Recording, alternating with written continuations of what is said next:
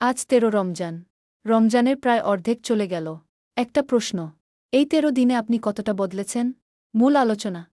আত্মসমালোচনার সময়।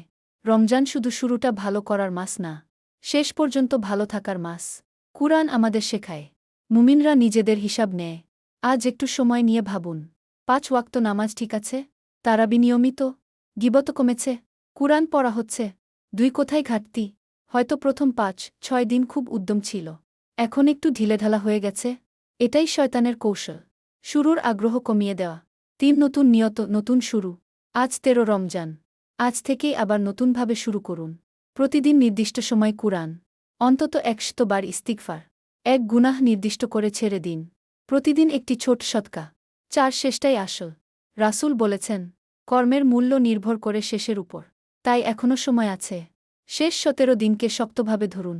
১৩ রমজান মানে এখনও সুযোগ আছে নিজেকে বদলানোর। চলুন বলি, আজ থেকে আমি আরও ভালো হব। রমজান যেন শুধু ক্যালেন্ডারে না, আমাদের চরিত্রে ফুটে ওঠে।